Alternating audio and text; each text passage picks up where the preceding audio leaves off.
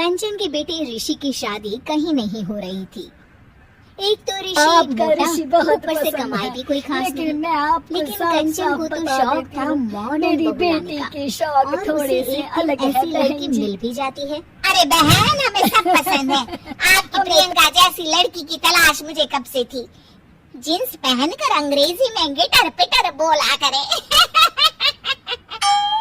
अरे बहन, जरा सुन तो लो, मेरी बेटी के शौक क्या क्या है। अरे नहीं नहीं बहन, बस लड़की को देख लिया तो सब कुछ देख लिया।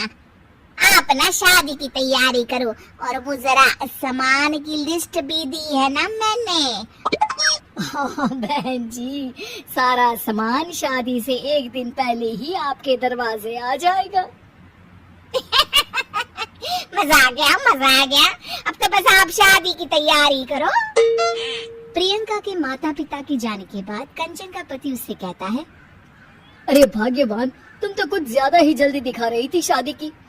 अरे बोलने तो देती, लड़की की माँ क्या बोलना चाह रही थी। अरे आप चुप रहिए जी, कुछ पता भी है आपको, बस मुफ्त में बोले जा रहे हैं। मेरी दोस्त शशि की बहू देखी, लंबी पतली और पढ़ी लिखी, हजारों में कमाई और संस्कारी भी। अरे पर जब वो मेरी बहू देखेगी तो जल भुन जाएगी। लेकिन तुम तो शादी ऋषि के लिए कर रही हो ना, या शशि के लिए? तुम्हारा लड़का कुछ कमाता भी नहीं है और शरीर भी भगवान की दुआ से फूलता ही जा रहा है। फिर बोले आप हैं? फिर बोले आप? मैंने कहा ना, प्रियंका जैसी जींस पहनकर अंग्रेजी झाड़ने वाली बहू किस्मत वालों को ही मिलती है। चुप रहिए आप। पति के लाख कहने पर भी कंचन ऋषि की शादी प्रियंका से करवा देती है। लेकिन प्रियंका जैसे ही घर में आती है, वैसे ही जोर जोर से चिल्लाकर नाचने लगती है। आज मेरे यार की शादी है, आज मेरे यार की शादी है। अरे नाचो मां नाचो। आज मेरे यार की शादी है। कंचन, उसका पति और ऋषि ये देखकर हैरान रह जाते हैं। लग रहा है बहू को शादी की बड़ी खुशी है।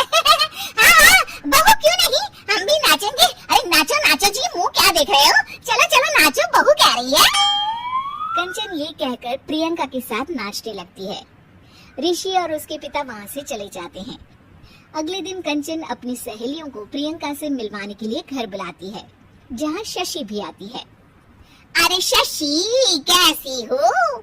मैं ना तुम्हें प्रियंका से मिलवाती हूँ। अरे सच में बहुत ही एडवांस सोच की लड़की है। कितने मॉडर्न ख्यालात है उसके, पता है तुम्हें? अरे हाँ कंचन, जरूर। बच्चों की शादी अच्छी ही होनी चाहिए। और वैसे भी तुझे तो शुरू से ही ऊंचे ख्याल की बहू चाहिए थी। तभी कंचन की सहेली कहती है, अरे कंचन, बुलाओ ना प्रियंका को, हम भी मिल ले। अरे बहू प्रियंका, जरा बाहर तो आना। कई बार आवाज देने के बाद भी प्रियंका बाहर नहीं आती है, तो कंचन को बुरा लग जाता है। वो उसे लेकर बाहर आती है, लेकिन ये क्या, प्रियंका लड़खड़ाती हुई बाहर आती है और उसके हाथ में शराब की बोतल होती है। हालांकि शराब पीना स्वास्थ्य के लिए हानिकारक होता है और ये हमारी किडनी के लिए बहुत ही खतरनाक है, लेकिन कंचन की बहू प्रियंका पूरे नशे में होती है। अरे इतने सारे लोग। ये कहकर वो शशि के पास जाती है। आंटी जी, पत्ते खेलेंगी, पत्ते। अरे दूर हो, दूर हो, तुम्हारे मुंह से तो शराब की बदबू आ रही है। अरे कंचन, माना तुम्हें मॉडर्न बहू चाहिए, लेकिन आधुनिकता का मतलब ये तो नहीं ना।